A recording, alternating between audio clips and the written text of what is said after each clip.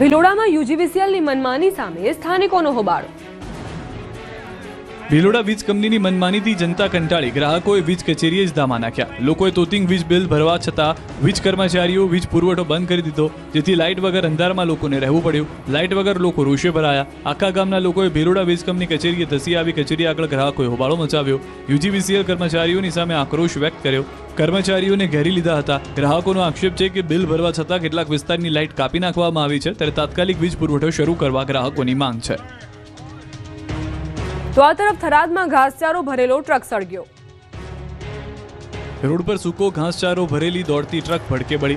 Road પર દોડતી ટ્રકમાં આગ લાગતા અફરાતફરી મચી ગઈ। સૂકો ઘાસચારો ભરેલો ટ્રક થરાદના દોલતપુરા 4 રસ્તા પાસેથી પસાર થઈ રહી હતી। આ દરમિયાન ટ્રકમાં ભરેલો ઊંચો ઘાસચારો ઉપરથી પસાર થતી વીજ લાઇનને અડી ગયો।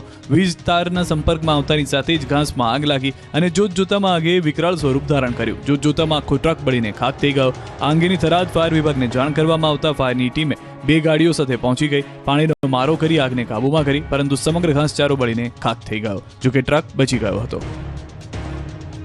અંકલેશ્વરની કંપનીમાં ગેસ લીક થતા વાતાવરણ પીળા રંગનું થયું। અંકલેશ્વરમાં વધતા હવાના પ્રદૂષણ વચ્ચે જીઆઈડીસીની કેમક્રક્સ કંપનીમાં સોડિયમ નાઇટ્રેટ ગેસ લીક થતા દોડધામ મચી ગઈ। વાતાવરણમાં પીળા રંગનું આવરણ છવાયું। જીઆઈડીસી વિસ્તારમાં આવેલા કેમક્રક્સ એન્ટરપ્રાઇઝ કંપનીમાં ગેસ લીકેજ થતા નાસભાગ મચી ગઈ। કંપનીમાંથી પીળા રંગનો ગેસ બહાર આવતો જોવા મળતા આસપાસના વિસ્તારમાં ગંભીર માહોલ સર્જાયો। પ્રાથમિક માહિતી મુજબ ટેન્કરમાં ગેસ લોડિંગ પ્રક્રિયા દરમિયાન આ લીકેજની ઘટના બની।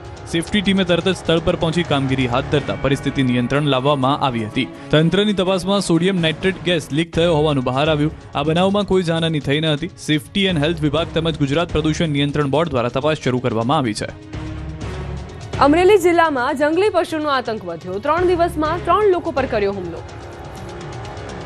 અમરેલી જિલ્લામાં દિવસે ને દિવસે આદમખોર દીપડાનો અને માનવભક્ષી સિંહોનો ત્રાસ વધી રહ્યો છે। 3 દિવસમાં 3 ગામડામાં દીપડા અને સિંહણે માણસો પર હુમલો કર્યો। પહેલા ખાંભાના ગીદરડી ગામે સિંહણે ખેડૂત પર હુમલો કર્યો, તો બગસરાના હમાપુરમાં સિંહણે 5 વર્ષની બાળકીને ફાડી ખાધી, તો ધારીના બોરડીમાં દીપડો એક ઘરની અગાસી પર ચડી ગયો। હવે ધારીના દલખાણિયામાં બાળકીને દીપડો ઉઠાવી ગયો। શિકારની શોધમાં ફરતો દીપડો દલખાણિયા રેન્જના ત્રંબકપુર ગામે પહોંચી ગયો હતો।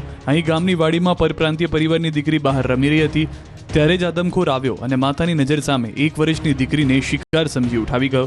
માતા બાળકીને બચાવવા માટે રોટલી કરતી દીપડાને પાછળ દોડી હતી, પરંતુ દીપડો બાળકીને મોતને ઘાટ ઉતારી ફરાર થઈ ગયો। આ અંગેની વન વિભાગને જાણ કરતા માનવભક્ષી દીપડાને પકડવા કુલ 7 પાંજરા મૂકવામાં આવ્યા।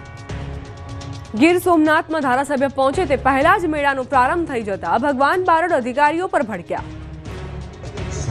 બરાબર ના લાગે, અમારું અપમાન છે। એટલે શું સમજો ભાઈ, તમારું આમંત્રણ નહીં આપવાનું અમને કોઈ। ના, હું રિક્વેસ્ટ કરું સીએમ સાહેબને લખીને કાગળ મોકલું। તાલાલાના ધારાસભ્ય અને પૂર્વ મંત્રી ભગવાન બારડ સોમનાથ મહાદેવ મંદિર ખાતે યોજાયેલા કાર્તિક પૂર્ણિમા મેળાના ઉદ્ઘાટન સમારોહમાં વહીવટી અધિકારીઓ પર બરાબર ના બગડ્યા હતા। મેળાનું ઉદ્ઘાટન ધારાસભ્યની ગેરહાજરીમાં થતાં તેમણે ટ્રસ્ટના અધિકારીઓ પર ગંભીર નારાજગી વ્યક્ત કરી અને આ મામલે મુખ્યમંત્રી સુધી ફરિયાદ કરવાની ચીમકી આપી। રેન્જ આઈજી નિલેશ જાજડિયાના હસ્તે 5 દિવસીય મેળાને ખુલ્લો મૂકવામાં આવ્યો। સાંજે 5 કલાકે મેળાને ખુલ્લો મૂકવામાં આવ્યો, જોકે ધારાસભ્ય ભગવાન બારડને 5:30 વાગે મેળો ખુલ્લો મૂકવાનો સમય આપ્યો હતો, જેથી ભગવાન બારડે આપેલા સમયે પહોંચતા ઉદ્ઘાટન સમાપ્ત થઈ ચૂક્યું હતું, જેથી ગુસ્સે ભરાયા હતા। અધિકારીઓ પર ભડકતા કહ્યું કે આ અપમાન છે, આ રીતે કરવું હોય તો આમંત્રણ ન આપો।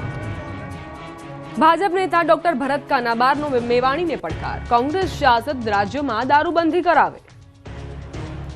ગુજરાતમાં દારૂબંધીને લઈને રાજકારણ ટોપ ગિયરમાં ચાલી રહ્યું છે। દારૂ ડ્રગ્સના દૂષણને લઈ જિગ્નેશ મેવાણીએ પોલીસના પટ્ટા ઉતારી નાખવાની ધમકી આપી છે, ત્યારે આ મુદ્દે હવે અમરેલી ભાજપના નેતા ડોક્ટર ભરત કાનબાર મેદાને આવ્યા છે। દારૂબંધી પર તેમણે સવાલ ઉઠાવ્યા। ભાજપ નેતા ડોક્ટર ભરત કાનબારે એક્સ પર પોસ્ટ કરી દારૂબંધી પર સવાલ ઉઠાવ્યા છે। તેઓનું કહેવું છે કે દારૂબંધીને ભાંગી તૂટી ગણાવી। સાથે જ જિગ્નેશ મેવાણીને આડે હાથ લેતા કહ્યું કે કોંગ્રેસની સરકારવાળા રાજ્યમાં દારૂબંધી કરાવો। એટલે એમને ખરેખર દારૂના દૂષણ સામે એટલો બધો રોષ હોય, એના માટે ખરેખર ગંભીર હોય તો જે કોંગ્રેસ શાસિત રાજ્યોમાં છે ત્યાં દારૂબંધીનો અમલ શરૂ કરાવે। જેને કહેવાય ને કે દારૂ જે ગુજરાતમાં મળે છે, આસાનીથી મળે છે, એ વાતને લઈને એમણે રાજકીય પોતાના હેતુ સિદ્ધ કરવા માટે બહાર નીકળ્યા છે। ગાંધીનગર પહોંચી કોંગ્રેસની જન આક્રોશ યાત્રા। અમિત ચાવડાએ સરકાર પર કર્યા પ્રહાર। કોંગ્રેસની જન આક્રોશ રેલી ગાંધીનગર પહોંચી, જેમાં મોટી સંખ્યામાં કોંગ્રેસના નેતાઓ કાર્યકરો જોડાયા। કોંગ્રેસના પ્રદેશ પ્રમુખ અમિત ચાવડા સહિતના નેતાઓ બાઇક ચલાવી રેલીમાં જોડાયા હતા। બાઇક ચલાવી રેલીનો પ્રારંભ કરાવ્યો ત્યારે ગુજરાત કોંગ્રેસના પ્રદેશ અધ્યક્ષ અમિત ચાવડાએ રાજ્યની કાયદો વ્યવસ્થાની પરિસ્થિતિ અંગે સરકાર પર કટાક્ષ કર્યો. દારૂબંધીના કાયદાને નામ પૂરતો ગણાવ્યો. તેમણે આક્ષેપ કર્યો કે રાજ્યમાં દારૂ અને ડ્રગ્સ સહેલાઈથી દરેક જગ્યાએ ઉપલબ્ધ છે, છતાં રાજ્ય સરકાર અને ગૃહમંત્રી મૌન ધારણ કરીને માત્ર બુટલેગરોને બચાવવાની ભાષા બોલે છે. અમિત ચાવડા આટલેથી જ અટક્યા નહોતા. કહ્યું કે કોંગ્રેસના શાસનમાં કચ્છમાં ટ્રેન મારફતે પાણી પહોંચતું હતું, ભાજપના શાસનમાં કચ્છમાં ટ્રેન મારફતે દારૂ પહોંચે છે. તો ખાતરની અછત બાબતે ચાવડાએ કહ્યું કે ખાતરની કાળાબજારી થઈ રહી છે. રાજસ્થાનમાં બ્લેકમાં ખાતર વેચી દેવામાં આવે છે.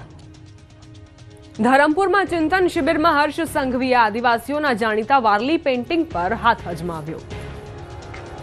સરકારની 12મી ચિંતન શિબિર વલસાડના ધરમપુરના શ્રીમદ રાજચંદ્ર આશ્રમમાં યોજાઈ રહી છે. 3 દિવસ સુધી ચાલનારી આ શિબિરનો બીજો દિવસ હતો. દિવસ દરમિયાન અનેક વિષયો પર ચર્ચાઓ અને સેમિનારો યોજાયા. જોકે સમય મળતા રાજ્યના મંત્રીઓ અને અધિકારીઓએ હળવાશની પણ માણી હતી. આજે રાજ્યના મુખ્યમંત્રી ભૂપેન્દ્ર પટેલ, નાયબ મુખ્યમંત્રી હર્ષ સંઘવીએ હળવાશની પળો માણી હતી. આદિવાસીઓના જાણીતા વારલી પેઇન્ટિંગ પર હાથ અજમાવ્યો હતો. આ સાથે જ કેટલાક હેન્ડીક્રાફ્ટની વસ્તુઓ બનાવતા પણ તેઓ શીખ્યા હતા.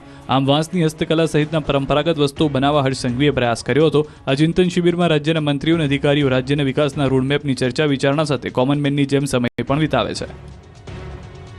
કરમસદથી નીકળેલી એકતા યાત્રામાં કેન્દ્રીય મંત્રી મનસુખ માંડવિયા જોડાયા.